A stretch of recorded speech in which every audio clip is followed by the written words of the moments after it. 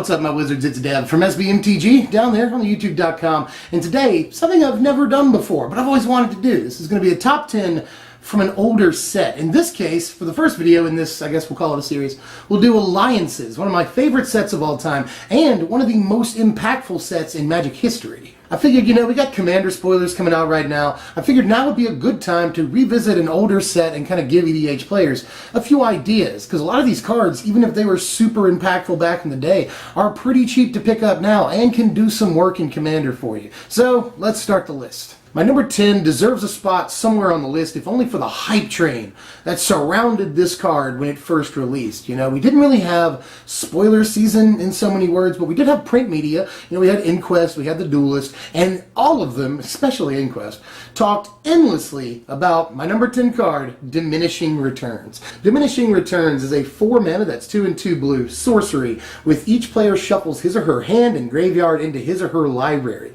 Remove the top 10 cards of your library from the game. Each player draws up to 7 cards. Well, upon release, this was hailed as the new Time Twister and carried a $15 price tag that's now down to 45 cents, by the way. But when I say that some things can do work in EDH, this is one of them. So this is not a horrible card, but it just really didn't find its way into too many decks back in the day. There were control decks that played a one of this card, and I believe there were a combo deck or two that played one or two of Diminishing Returns, but did not quite live up to its hype. But still, I think it deserves a spot on the list just because this was the easily, the far and away #1 most hyped card from the set that everyone was so super excited about. And even though it didn't quite live up to the hype, it's still sort of an important card in the lore of this set because, as far as Magic history up to that point, I don't think that a single card had been hyped this much, except for maybe Jester's Cap. Speaking of hype, my number 9 card is one of the other most overhyped cards from the set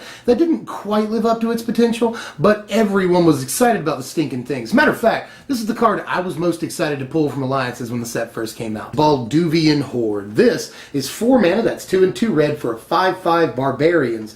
When Balduvian Horde comes into play, discard a card at random from your hand or bury Balduvian Horde. And pull one I did, actually. That Christmas I was getting like 8 packs of Alliances for Christmas, and I snuck downstairs like 5 o'clock in the morning and opened all the packs in my living room, and I did pull a Balduvian Horde. For whatever reason, it was like one of the best Christmases ever, in my memory.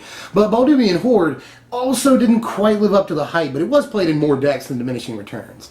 At that point in Magic history, Juzam Djinn, this card right here, was one of the biggest celebrities in all of Magic, because it was one of the best deals for a creature available to you. 4 mana, 5/5. That's just fantastic deal. Now we see that and we're kind of like, oh, yawn, ho-hum, why do you take a damage every turn?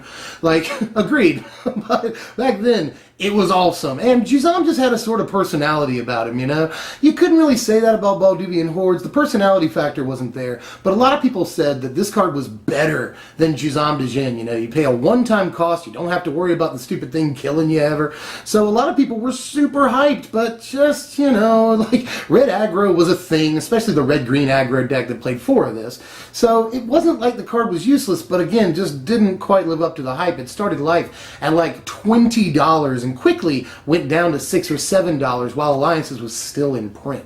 Nowadays, you can get them for like 35 cents, I think it is, maybe as low as a quarter on TCG Player. And if you're building like Mono Red, Aggro, Madness, and Commander, I don't know why, but you could play this. It's it's a solid body. Number 8 is where we start getting into some really impactful cards, and I liked this thing because it was a really, really good combo piece, and if you have been watching the channel for a while, you know that I like stupid combos. Number 8 is Storm Cauldron. The Storm Cauldron is a 5-mana artifact with, during each player's turn, that player may put 1 additional land into play. Whenever a land is tapped for mana, return that land to its owner's hand. Again, just incredibly influential combo piece that did a lot back then, We had Seismic Assault. Just put those two side by side and it's obvious what we're trying to do.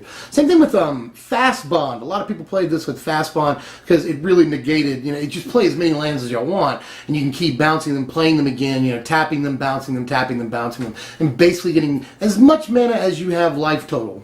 So, and like with Jedi Offshoot nowadays, that combo would go infinite. So that seems pretty good too. Storm Cauldron nowadays though, it's like 5 mana. That's an awful lot. Like if this came out in Kaladesh, people would probably be like, huh, we can do stuff with that, but ultimately, in today's Magic, I don't know that 5 mana is quick enough to make this work, you know? But back in the day, it was definitely an influential piece that went up to about $10 shortly after release because of the combos available with it.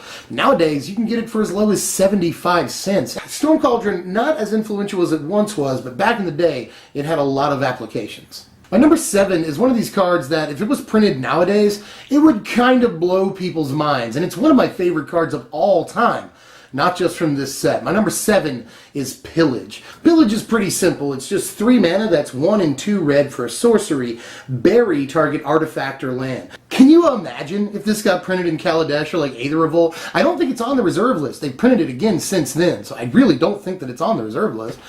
They could pre-print Pillage, but they won't. They've already said 3 mana land destruction is a bit too good. That's why they won't reprint even Stone Rain. So they are not reprinting Pillage, especially in this format where the, bury an artifact clause is just like super dope and would be amazingly useful. I would love for you to reprint Pillage Wizards, and I know you're not going to do it, but this is easily one of the best cards from the set that saw a lot of play on through the years, and it really didn't ever peak that high.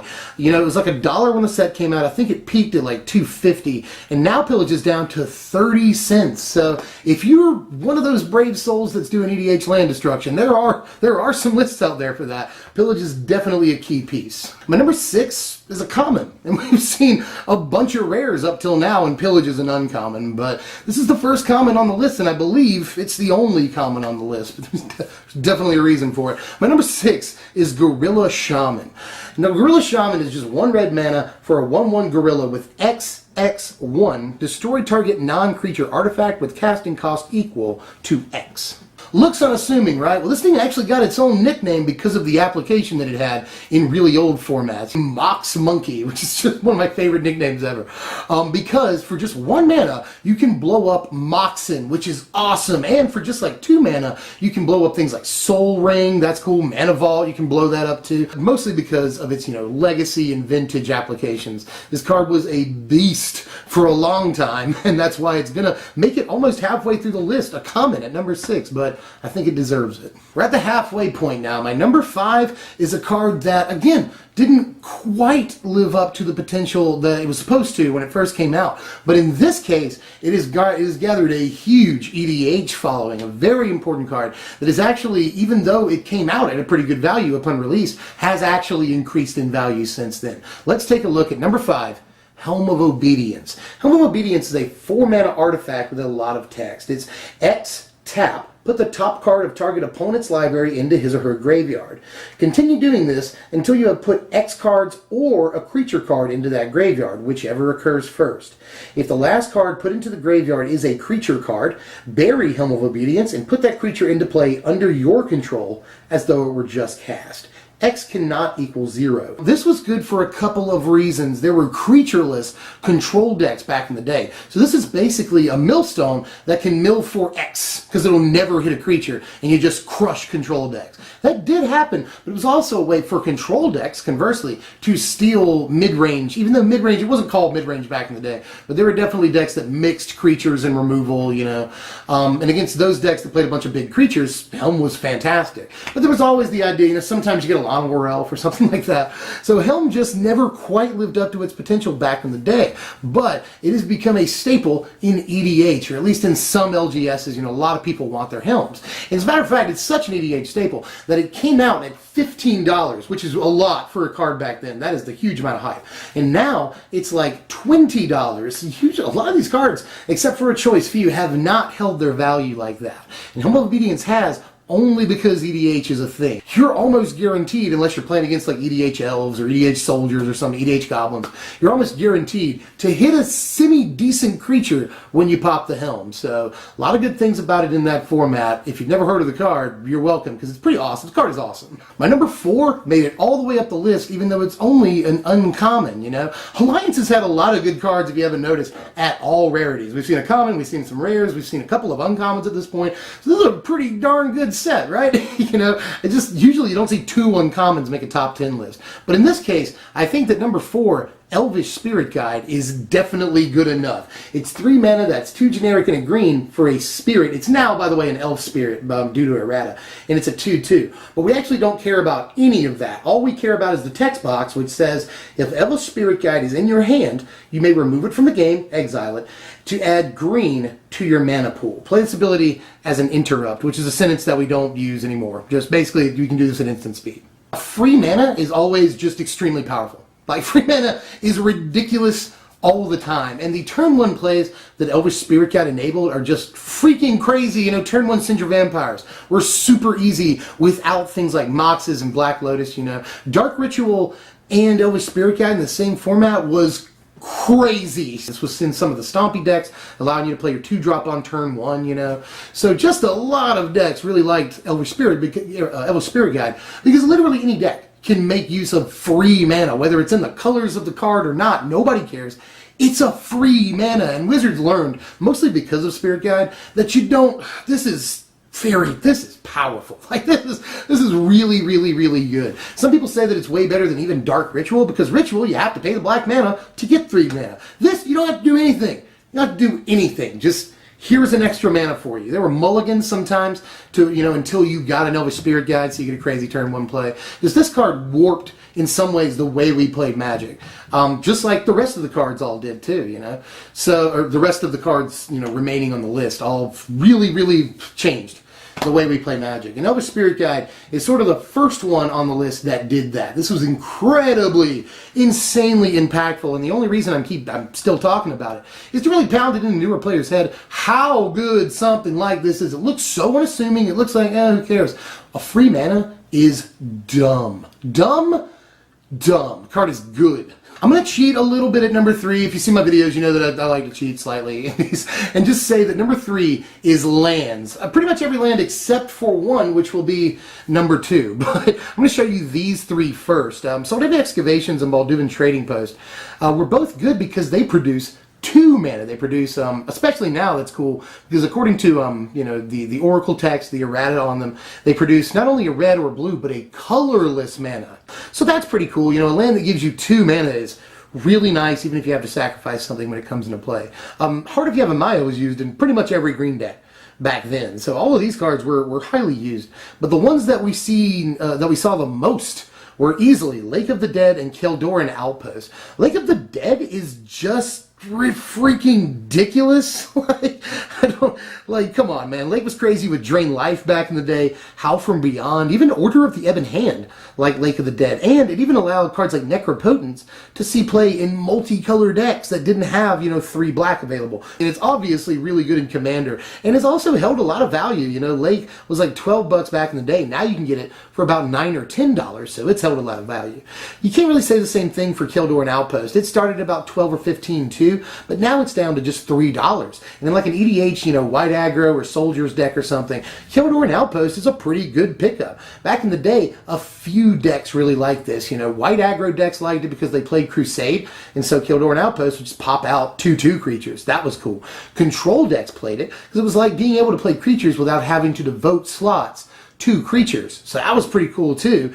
And, you know, some other decks played it too. You saw like combo black-white, you know, Orzhov decks that wanted to sacrifice creatures like Thralls and stuff. You saw them use Kildoran Outpost because it was easy sack fodder. Just almost every deck could use Kildoran Outpost. Pretty much any deck that played white mana. So just a huge card back in the day. And still a pretty cheap and easy good pickup for EDH. Now I have no problems saying that number 2 is the second best card from the set.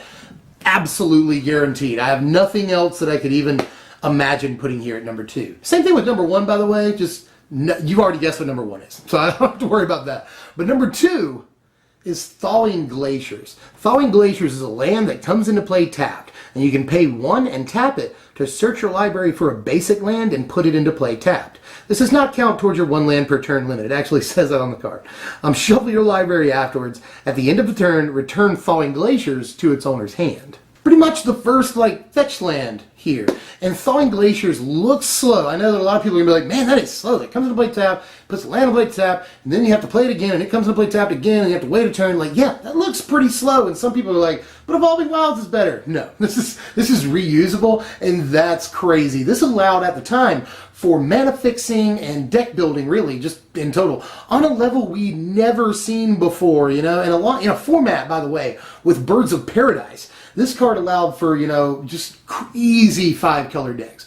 Easy peasy 5-color decks. And indeed, the green-based 5-color deck was really, really important for like years. For like a couple of years. That deck was important. And this card is a good pickup nowadays, but it's still fairly expensive. This thing almost hit 20 bucks back in the day, but now it's down to $10, which is still kind of expensive, but worth picking up in an EDH control deck every day. Thawing Glaciers got fond memories of that, and so does the entire Magic community that played in 1996. This card was just extremely impactful. Now, before I go on to number one, and again, you've probably already guessed it because I haven't said it yet, and it's definitely the best card in the set.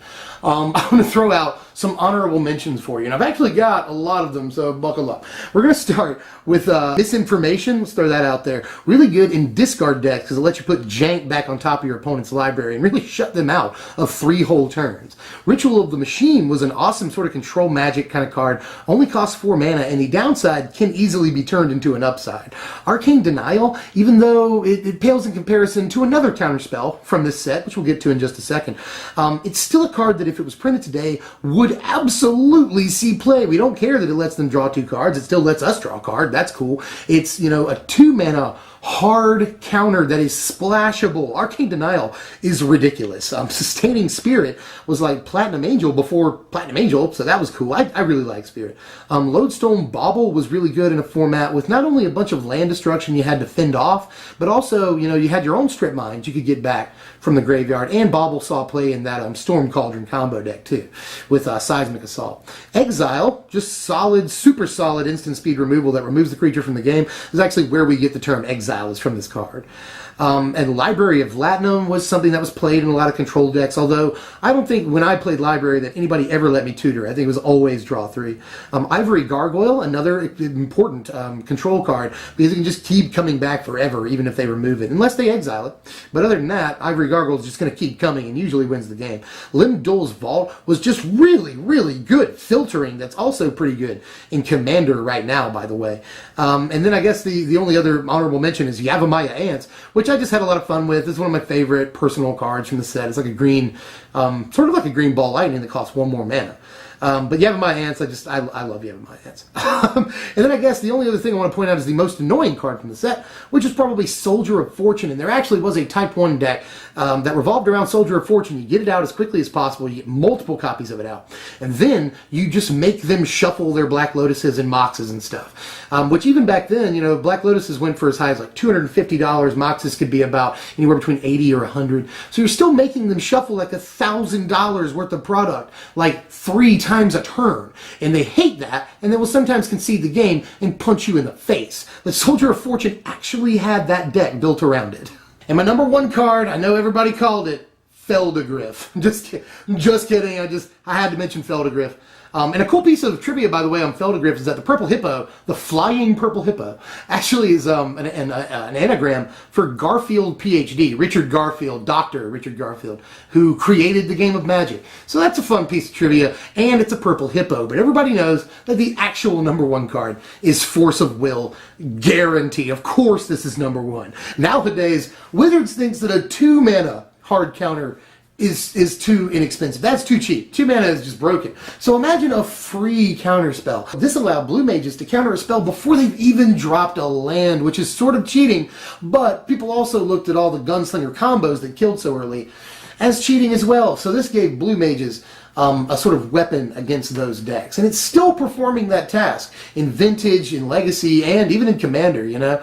Some of these decks want to go off very quickly before you can get shields up, and Force of Will gives you a way around that. A free counterspell is just unfreaking believable. You know, there were other free cards in this set, but this one definitely the best one. You know, you had Bounty of the Hunt, sort of a instant speed, you know, sort of giant growth you can spread among creatures, just blow out combat trick. You had Contagion, which was able to, for free, kill 2 creatures. That's also good. But no one can argue that Force of Will is not only the best of those cards, but pretty definitely the best card in Alliances. And I won't even say, not only is it the best card in Alliances far and away, but it's one of the best cards in Magic history, bar none. By the way, like, one of the best vacations I've ever had was basically defined by Force of Will. You know, I went to like Destin, Florida, I think it was, when I was like 15, and the beach was really pretty, white sands, it's cool. Destin was an awesome place. But at the mall, I got one pack of Alliances, cracked open a Force of Will. That's just like, it made my whole trip.